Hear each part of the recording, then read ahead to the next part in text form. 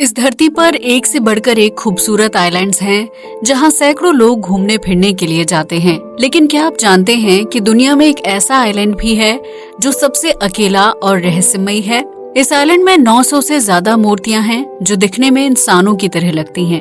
लेकिन इस आइलैंड पर इन मूर्तियों को किसने बनाया और ये आइलैंड इंसानों की नजर में कब आया, आइए जानते हैं इन सभी सवालों के जवाब इस मजेदार वीडियो में। ईस्टर आइलैंड का रहस्य। प्रशांत महासागर में चिली से कुछ किलोमीटर की दूरी पर नीले समुद्र के बीचों बीच एक ऐसा आइलैंड है जिसके बारे में दुनिया के ज्यादातर लोगों को कोई जानकारी नहीं है।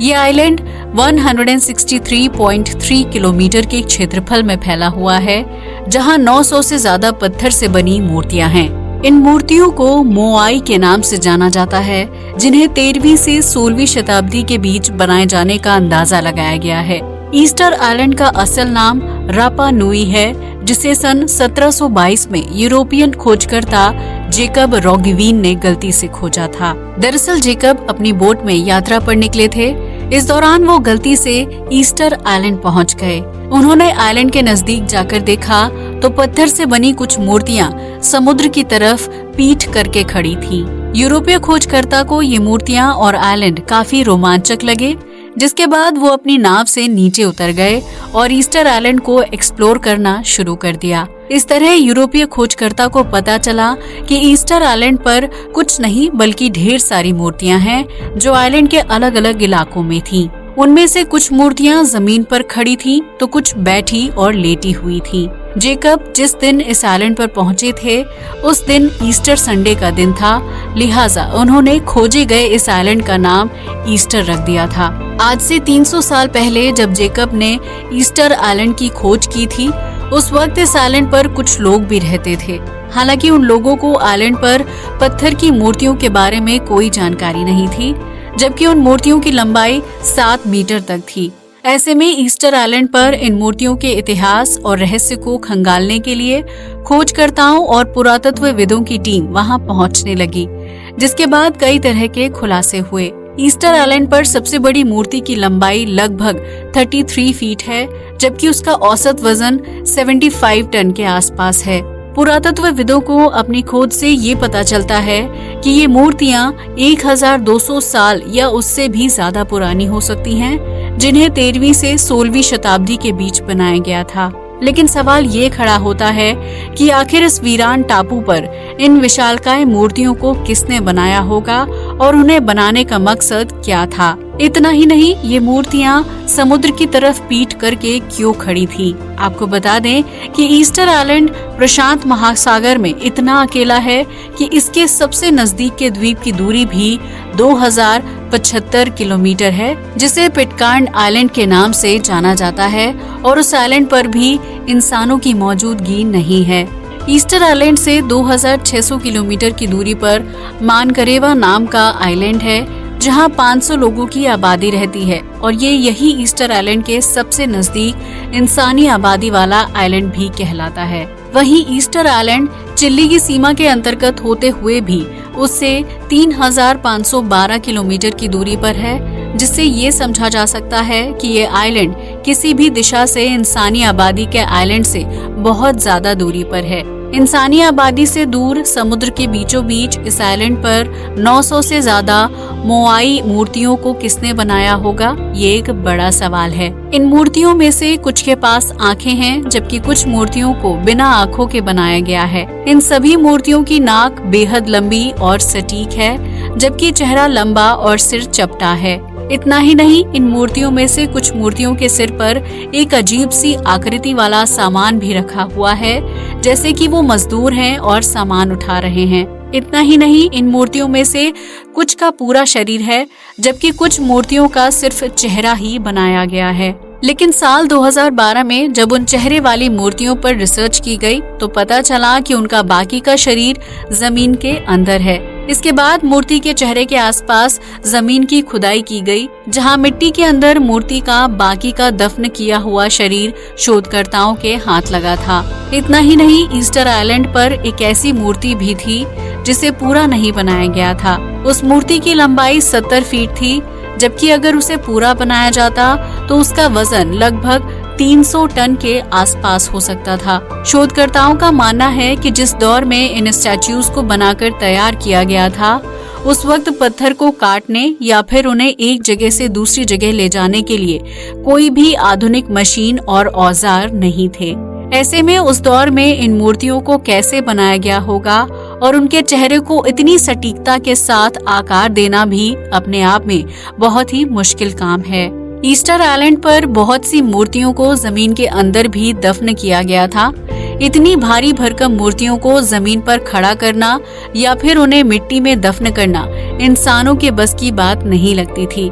लिहाजा कुछ जानकारों ने ईस्टर आइलैंड पर इन मूर्तियों को बनाने के पीछे एलियंस का हाथ बताया, क्योंकि उनका मानना था कि इस तरह की रचना कर पाना सिर्फ दूसरे ग्रह के ताकतवर एलियंस के लिए ही संभव हो सकता है। ऐसे में कई सालों तक लोगों का यही मानना था कि ईस्टर आइलैंड किसी जमाने में एलियंस का द्वीप हुआ करता था, जहां की मूर्तियों को किसी मकसद को पूरा करने के लिए बनाया गया था।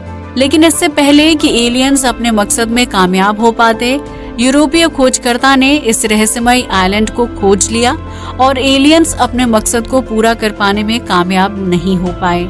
हालांकि बीतते वक्त के साथ जब एलियंस और टेक्नोलॉजी बेहतर होती चली गई, तो पुरातत्वविदों और वैज्ञानिकों ने एक बार फिर ईस्टर आइलैंड का रुख किया।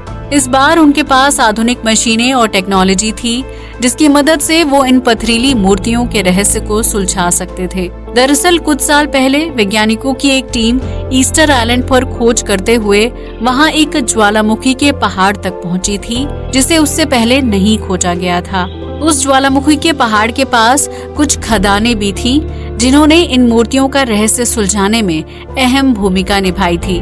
दरअसल उन खदानों के अंदर कुछ विशेष प्रकार के औजार थे, जिससे ये पता चलता था कि ईस्टर आइलैंड पर स्टैच्यू को इंसानों ने ही बनाया था।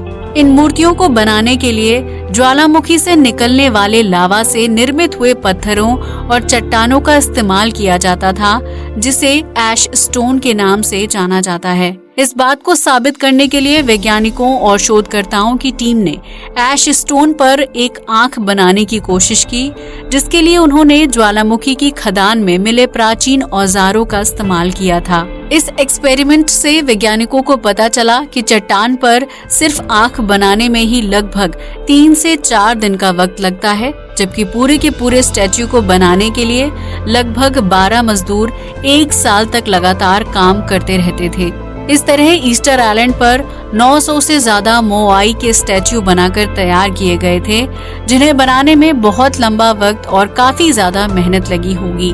लेकिन शोधकर्ता उन मूर्तियों को जमीन में खड़ा करने और जमीन में दफनाने के प्रोसेस को अभी भी नहीं समझ पाए थे, क्योंकि इतनी भारी भरकम मूर्तियों को एक जगह से दूसरी जगह ले जाना ही बहुत बड़ा और मुश्किल काम था। दरअसल इन सभी मूर्तियों को ज्वालामुखी के पहाड़ के पास खदानों में बनाकर तैयार किया गया था। ऐसे में उन सभी मूर्तियों को खदानों से आइलैंड के विभिन्न इलाकों तक कैसे पहुंचाया गया होगा, क्योंकि एक फुल स्टैच्यू का वजन ही लगभग 14 वयस्क हाथियों के बराबर था। इस रहस्य को सुलझाने के लिए शोधकर्ताओं ने पूरे आइलैंड का मुआयना किया, जिससे इन्हें एक जगह से दूसरी जगह ले जाने का साइंस समझ आने लगा था। दरअसल ईस्टर आइलैंड पर बहुत से स्टैच्यू मुंह के बल गिरे हुए थे, जबकि चढ़ाई वाली जगह पर स्टैच्यू पीठ के बल गिरे हुए थे। इससे शोधकर्ताओं को पता चलता है कि इन सभी मूर्तियों को बनाने के बाद सीधा खड़ा करके एक जगह से दूसरी जगह ले जाया जाता था, जिसके लिए मजदूर मूर्ति को पीछे से धक्का देते थे। इस दौरान कुछ मूर्तियों का बैलेंस बिगड़ गया और वो आइलैंड पर मुंह और पीठ के बल गिर गई थी, जिसमें से कुछ मूर्तियां टूटकर खराब भी हो गईं। वहीं इन विशालकाय मूर्तियों को सीधा खड़ा करने के लिए रस्सियों और ढेर सारे मजदूरों की जरूरत पड़ती थी, जो मूर्ति पर रस्सी बांधकर उसे नीचे से ऊपर की तरफ खींचते हुए आगे बढ़ते थे। इस तरह ईस्टर आइलैंड के विभिन्न इलाकों तक विशालकाय मूर्तियों को पहुंचाने का काम पूरा किया गया था, जिसमें से कुछ मूर्तियां टूटकर खराब भी हो गई थी। इस बात को साबित करने के लिए शोधकर्ताओं ने कंक्रीट से बने एक विशालकाय स्टैच्यू को तैयार किया और उसे रस्सी की मदद से आगे खींचते हुए गंतव्य स्थान तक ले गए। जिसे 3 विपरीत दिशाओं से रस्सी की मदद से खींचा गया था। ऐसा करने से स्टैच्यू अपने आप जमीन पर आगे बढ़ने लगा, जैसे हम इंसान अपने पैरों की मदद से आगे चलते हुए जाते हैं। शोधकर्ताओं का मानना है कि आज से कई 100 साल पहले इसी थ्योरी का इस्तेमाल करके विशालकाय मूर्तियों को चलाकर आइलैंड की अलग अलग जगहों पर खड़ा किया गया होगा। इन सभी रहस्यों को सुलझाने के बाद शोधकर्ताओं के सामने सबसे बड़ा सवाल ये था कि आखिर इन मूर्तियों को बनाने वाले लोग अचानक से कहां चले गए और उन्होंने इन मूर्तियों को किस मकसद से बनाया था। इतना ही नहीं, उन्होंने आइलैंड पर कुछ मूर्तियों को अधूरा ही क्यों छोड़ दिया था। इन सवाल का जवाब जानने के लिए कई प्रकार के शोध किए गए थे, जिसके बाद लोगों के सामने एक थ्योरी को रखा गया था। इस थ्योरी के मुताबिक ईस्टर आइलैंड पर सैकड़ों साल पहले 17,500 लोगों की आबादी रहती थी, जो मुख्य रूप से आदिवासी समुदाय से ताल्लुक रखते थे। वो लोग 300 एडी के दौरान ईस्टर आइलैंड में रहने के लिए आए थे। उस दौर में ये आइलैंड हरे भरे पेड़ पौधों और जंगलों से भरा हुआ था।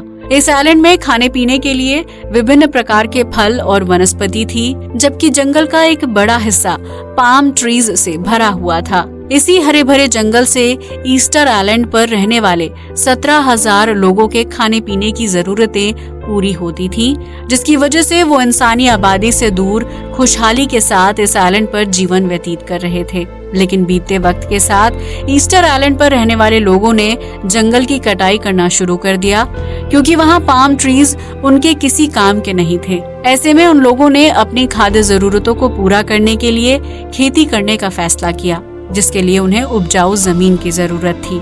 लिहाजा ईस्टर आइलैंड में बसे लोगों ने वहाँ जंगल को काटना शुरू कर दिया था, जिसके बाद वो लोग उस जमीन पर खेती करने लगे थे। इस तरह कुछ साल बीत गए, लेकिन उसके बाद जंगल की कटाई का असल असर दिखने लगा। ईस्टर आइलैंड की जमीन धीरे धीरे बंजर होने लगी, जिसकी वजह से वहाँ रहने वाले लोगों को सूखे, भूखमरी और भोजन की कमी का सामना करना पड़ा। इस तरह खाद्य पदार्थों की कमी की वजह से ईस्टर आइलैंड के लोग आपस में ही लड़ने लगे, जिसकी वजह से उस युद्ध में बड़ी संख्या में औरतों की मौत हो गई थी। ऐसे में औरतों की मृत्यु हो जाने के बाद आदिवासी समुदाय के पुरुषों को अपना वंश आगे बढ़ाने में दिक्कतों का सामना करना पड़ रहा था, जबकि उनके पास अपनी खाद्य जरूरतों को पूरा करने के लिए पर्याप्त साधन भी नहीं थे। लिहाजा उन लोगों ने ईस्टर आइलैंड को छोड़कर चले जाने का फैसला कर लिया, जबकि युद्ध में महिला और पुरुषों के शवों को वहीं जमीन में गाड़ दिया गया था। इन शवों के अवशेष शोधकर्ताओं को आज भी आइलैंड पर मिलते हैं, जिनकी हड्डियों पर चोट और गहरे जख्मों के निशानों को देखा जा सकता है।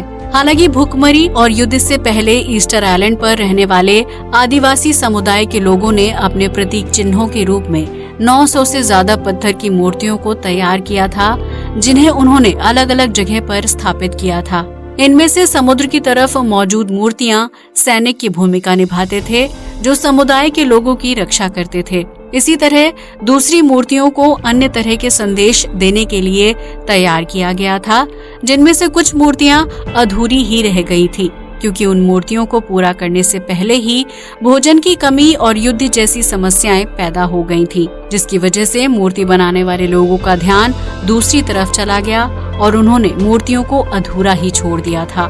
इस तरह ईस्टर आइलैंड पर रहने वाले लोग धीरे धीरे वहां से चले गए और ये आइलैंड समुद्र के बीचों बीच बिल्कुल वीरान रह गया, जो आज यूनेस्को की धरोहर है। वर्तमान में ईस्टर आइलैंड को एक पर्यटन स्थल के रूप में विकसित किया जा रहा है, जहां पर्यटकों के रहने के लिए अच्छे होटल्स हैं। ऐसे में इतिहास में दिलचस्पी रखने वाले लोग ईस्टर आइलैंड में छुट्टियां बिताने के लिए आते हैं, जहां तक पहुंचने का एकमात्र साधन प्लेन है। चिली से उड़ान भरने वाला ये हवाई जहाज 5 घंटे में यात्रियों को ईस्टर आइलैंड तक पहुंचा देता है, जहां वो इन 900 अलग अलग प्रकार की मूर्तियों को देखकर हैरान रह जाते हैं। तो ये था प्रशांत महासागर में सबसे वीरान और अकेले आइलैंड का रहस्य, जिसे सुलझाने में वैज्ञानिकों को कई साल का वक्त लग गया था।